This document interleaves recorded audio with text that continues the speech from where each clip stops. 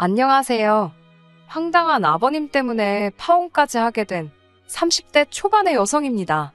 하긴 아버님만 문제가 아니고 그런 아버님이 문제라는 걸 전혀 인정하지 못하는 남자친구도 한마디로 그 집구석 인간들 전부 다 문제였네요. 지인을 통해 중견기업을 다니고 있던 저보다 3살 많은 남자친구와는 소개팅으로 만났습니다. 제 이상형과는 거리가 멀었지만 그래도 첫인상이 나쁘지는 않았어요. 대화를 나눠보니 자기 일에 대한 열정도 있는 눈치였고 성실한 사람이라는 게 느껴졌고요.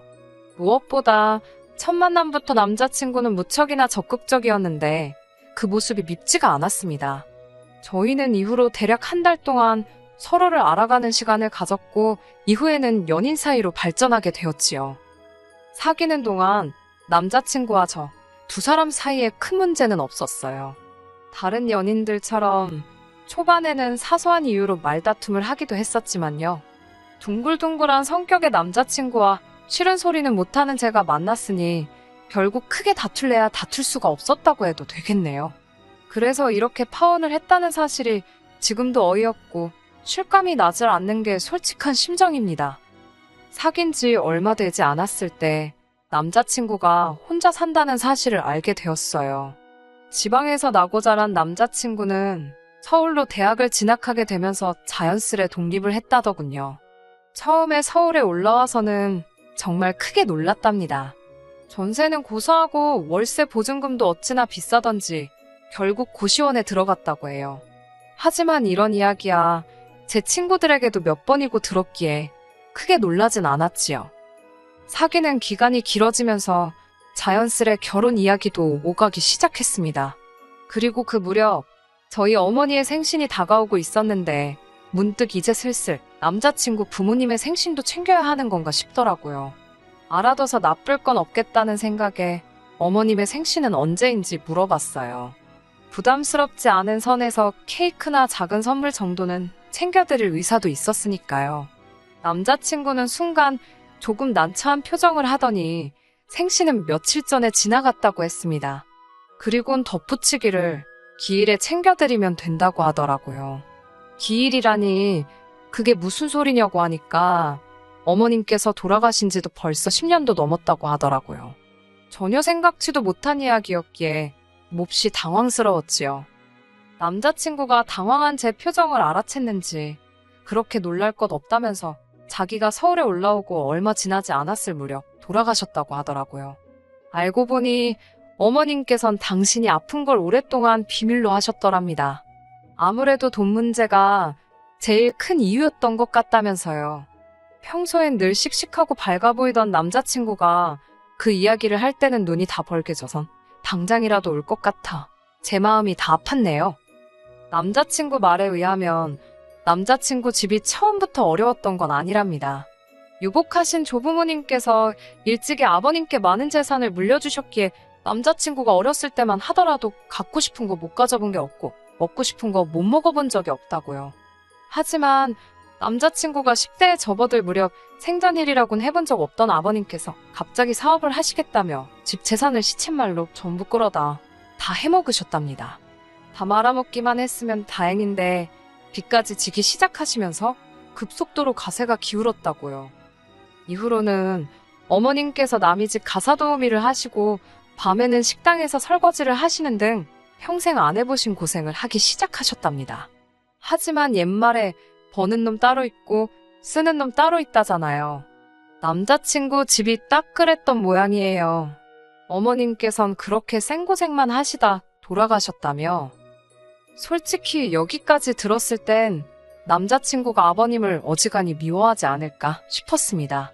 어머님께서 어쩌다가 골병이 들어서 돌아가시게 된 건지 제3자인 제가 들어도 전후 사정이 뻔했으니까요. 하지만 옆에서 지켜본 결과 남자친구는 아버님과 꽤나 돈독한 관계를 유지하고 있었어요. 아버님뿐만 아니라 언니와도 그렇고요. 하긴 가족이라는 게 모르지요. 저는 모르는 또 다른 사정이 있었는지도요. 아무튼 남자친구와 저는 총 2년의 연애 끝에 결혼을 약속하게 되었습니다. 결혼 이야기가 나왔으니 정식으로 아버님과 남자친구의 누나에게 인사를 드리러 갔지요. 남자친구에게는 4살 많은 누나도 있었는데 미혼이었고 아버님과 단둘이 살고 있었습니다. 시댁에 도착하니 아버님께서는 잘 왔다고 반갑게 맞아주셨습니다. 그리고는 안방에 들어가서 어머님께도 인사를 드리라 하시더군요. 순간 멈칫했지만 그래도 아버님께서 그렇게 말씀하시니 일단 내라고 대답하고 남자친구를 따라 안방으로 향했습니다. 안방은 기이하기 짝이 없었어요. 방 한쪽은 마치 재단처럼 만들어져 있었고 그 위엔 어머님의 영정사진과 위패가 놓여 있었거든요. 예전에 TV에서도 그렇게 해놓은 집을 본 적이 있긴 한데 막상 직접 보니 오싹한 기분이 들었습니다. 그래도 최대한 티내지 않고 남자친구를 따라 어설프게나마 인사를 드렸네요. 여기까지는 솔직히 흔하지 않는 경험이라 낯설어서 그렇지 이상하다거나 불편하다는 생각은 하지 않았습니다. 오히려 제가 제대로 행동하고 있는 건지 어딘가 예의에 어긋나는 점은 없는지 제 자신을 살피느라 바빴지요. 아무튼 어머님께도 인사를 드리고 거실로 나오니 언니가 식사는 나가서 하잡니다. 냉장고가 텅텅 비었다며 찍어 먹을 게 없다나 어쩐다나요? 안 해도 될 소리를 하는 거 보니 성격이 푼수 같구나. 그런 생각을 잠시 했지만 당연히 입 밖으로 내진 않았어요. 그리고 솔직히 어머님이 안 계신 시댁이었으니 별다른 기대 같은 것도 없었고요. 저희는 집에서 조금 떨어진 곳에 위치한 고깃집에 도착했습니다. 직원이 4인용 테이블로 저희를 안내했는데 아버님께선 5명이라며 다른 자리를 요구하셨지요. 저는 이때만 해도 아버님이 자리를 넓게 쓰고 싶으신가? 그런 생각만 했어요. 그렇게 저희는 6인용 테이블에 앉게 되었습니다. 직원이 메뉴판을 가져다 주니 아버님께선 볼 필요도 없다며 한우 생갈비로 5인분을 가져다 달라고 하시더군요. 냉면도 5개를 달라고 하셨고요. 결국 제가 남자친구에게 조용한 목소리로 혹시 아직 더 올 사람이 있냐고 물으니 남자친구가 어색하게 웃으며 1인분은 어머님 거랍니다. 솔직히 그 소리를 듣는데 이번에는 소름이 쫙 끼치더라고요. 아버님께서도 제가 남자친구에게 묻는 걸 들으셨는지 처음 며느리감하고 식사를 하게 되었는데 어머님만 빼놓을 수 있냐고 그러시는 거예요. 너무 당황스러웠고 어떻게 반응하는 게 적절할지 상황 파악이 잘 되지 않았습니다. 그러자 이번엔 언니가 그냥 살아계신 어머님이랑 같이 있다 생각하면 어려울 것 없다고 하더라고요. 이후로도 가족들의 기이한 행동은 계속되었습니다. 빈자리 앞에 놓여있는 접시에 구워진 갈비를 올려놓질 않나, 냉면을 비벼놓질 않나, 콜라도 한 잔 따라 놓더라니까요. 이게 무슨 제사상도 아니고 등골이 오싹해서 밥이 입으로 들어가는 건지 코로 들어가는 건지. 그런데 이런 아버님의 기행과는 또 별개로 언니가 정말 꼴사납게 행동을 하더군요. 식사를 마친 뒤 언뜻 계산서를 보니 거의 50만 원 돈이 나와 있었습니다. 아버님께서 좋은 날이라며 약주도 몇 잔 하셨지. 심지어 어머님 자리에 산더미처럼 쌓아놓은 고기는 아무도 손도 못 대게 하셔가지고 생으로 버려야 했고요. 아무튼 그렇게 흥청망청 음식을 시켰으니 50만 원이 나온 게 놀랍지도 않았네요. 그리고 솔직히 제가 계산할 생각도 없었기에 크게 신경 쓰지도 않았고요. 별 생각 없이 식당을 나가려는데 언니가 저더러 계산 안 하냐입니다. 제가 너무 황당해서 왜 제가 돈을 내냐고 물으니 제가 인사하러 왔으니까 저 때문에 외식한 거라며 그러니까 제가 해야 한다는 거예요. 이 언니가 지금 나랑 기싸움 하자는 건가? 그런 생각도 들고 솔직히 전 아버님 때문에 체할 것 같아서 고기도 얼마 먹지도 못했는데 언니가 너무 뻔뻔하게 저한테 돈을 내라고 하니까 오기가 생겼습니다. 저는 언니한테 전 아버님이 사주시는 줄 알고 따라 나왔다고 원래 이렇게 처음 며느리감이 인사 오면 시부모님 되실 분들이 한상 거하게 차려주시지 않냐고 받아쳤네요. 그리고는 언니 옆에 있던 아버님께 배부르게 잘 먹었다고 허리 숙여 인사를 드렸습니다. 그러자 아버님도 어색하게 웃으시며 언니더러 계산하라 하시더군요. 전 뒤도 안 돌아서고 고깃집을 빠져나왔습니다. 들릴 듯 말 듯하게 욕하는 소리가 들렸지만 무시해버렸어요. 제가 빈손으로 인사를 간 것도 아니었는데 무슨 고기까지 사라는 건지. 결국 원래대로라면 커피라도 한 잔 대접하려고 했지만 이미 언니나 저나 기분이 상할 대로 상한 상황이었기에 식사를 마치곤 바로 서울로 올라왔습니다. 하지만 이 정도의 신경전 때문에 제가 파혼을 결심한 건 아닙니다. 아버님과 남자친구 가족들의 억지는 때와 장소가 없더라고요. 지난달 상견례가 있었습니다. 그땐 저희 부모님도 이미 남자친구의 어머님께서 돌아가셨다는 사실을 알고 계셨고요. 상견례는 중식당에서 하게 되었는데 아버님의 제안으로 이루어진 일이었습니다. 설마 어머님이 좋아하셔서 고르신 장소는 아니겠지라며 농담처럼 남자친구에게 떠봤는데 순진한 남자친구가 맞다고 순순히 대답을 하더라고요. 어이도 없고 황당했지만 그게 전부가 아니었네요. 상견례 당일 약속 시간은 6시였는데 어쩌다 보니 아버님과 언니가 제일 먼저 도착을 했고 뒤를 이어 저와 남자친구가 도착을 하게 되었습니다. 약속 시간까지는 20분이나 남아 있었지만 혹시나 싶어 룸에서 나와 부모님께 전화를 드렸습니다. 저희 부모님께선 걱정 말라며 이제 곧 도착한다고 하셨고요. 전화를 마치고 룸 안으로 들어가려는데 의자를 든 직원이 저희 룸으로 들어가는 게 보였습니다. 무슨 일인가 싶어 뒤따라 들어가다가 어처구니가 없는 상황을 보곤 하마터면 쓰러질 뻔했어요. 아버님께선 당신이 메고 오신 가방에서 정말 시골에서 할머니들이 톡 포장할 때나 쓰실 법한 연분홍 보자기로 포장된 보따리를 주섬주섬 꺼내시고 계셨거든요. 그리고 그 보따리 안에는 어머님의 영정사진이 담긴 액자가 들어있었지요. 아버님께선 비어있는 당신 옆자리에 그 액자를 떡하니 올려놓으셨습니다.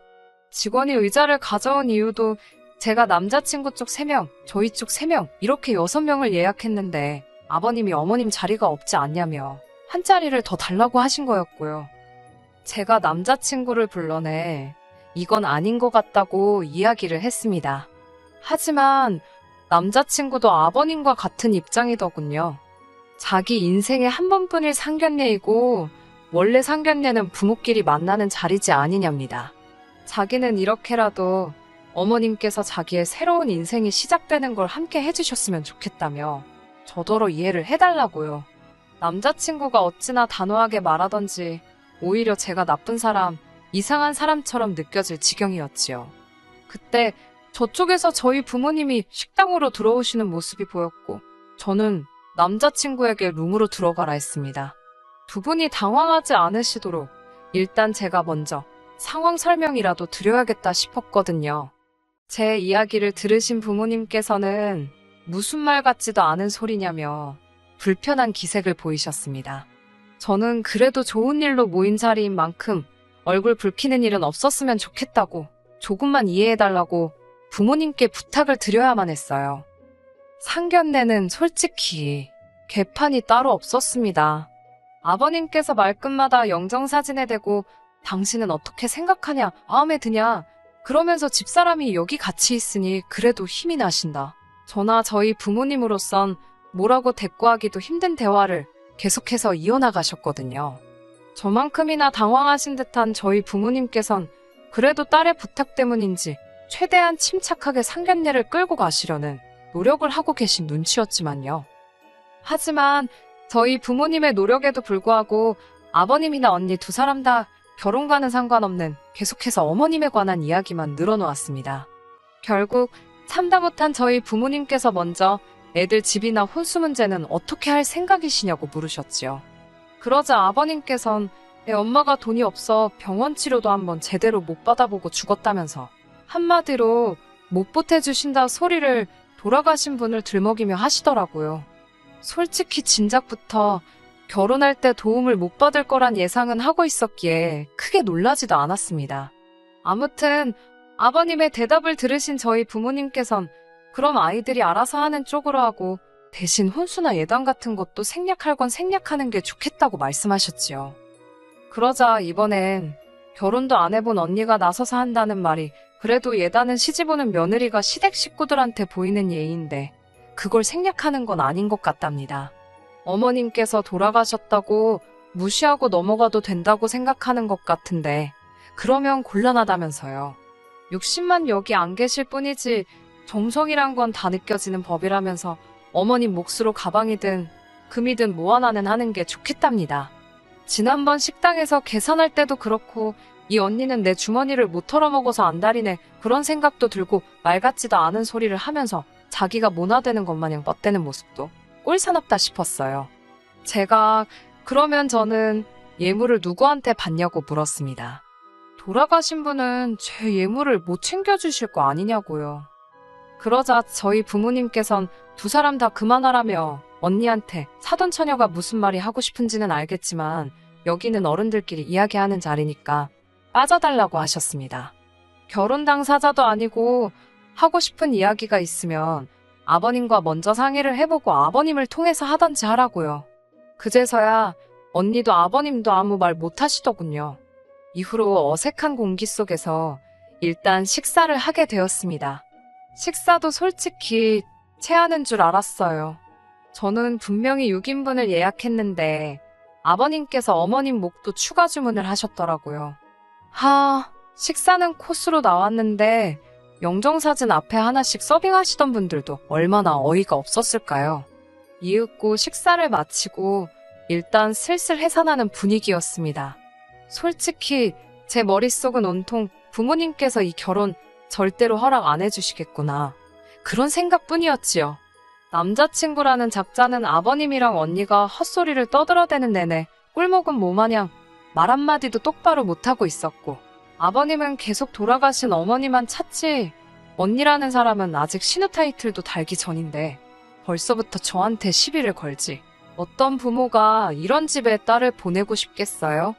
제가 봐도 여러 가지로 이건 아니다 싶었네요. 그런 와중에 아버님께서 결정타를 날리셨습니다. 아버님께선 저희 부모님께 한 가지 간곡하게 드리고 싶은 청이 있다며 문을 떼셨지요. 저희 아버지께서 편하게 말씀하시라 하니 아이들 결혼식 날 고생만 하다 간 어머님을 위해 하객들과 같이 10분 정도 묵념을 하고 싶으시답니다. 저희 사진이 나와야 할 스크린에 어머님 사진을 띄우고요. 추모의 시간이라나요? 아버지께서 당혹스러운 표정으로 어머니를 쳐다보셨고 두 분이 뭐라 하시기도 전에 제가 먼저 절대로 안 된다고 했습니다. 조부모님, 왜 조부모님 제사까지 지내시지 그러냐고 절대로 안 된다고 싫다고 그랬네요. 예식 간소화한다고 주례도 없앴는데 30분 예식 시간 중 10분을 그런 데다가 날리고 싶지 않다고 했습니다. 그러자 아버님께서 저 말하는 싸가지 좀 보라며 어머님이 하늘에서 저 때문에 통곡을 하실 거랍니다.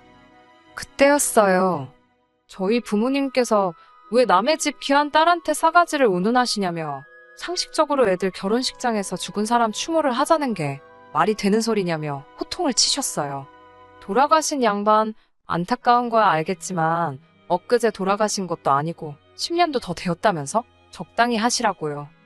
그러자 아버님께서는 어머님 영정사진을 끌어안고는 서러워서 못 살겠다며 살았건 죽었건 지 시어머니 될 사람인데 저렇게 매정하다고 아버님께선 나오지도 않는 눈물을 쥐어짜내시는 것 같았어요.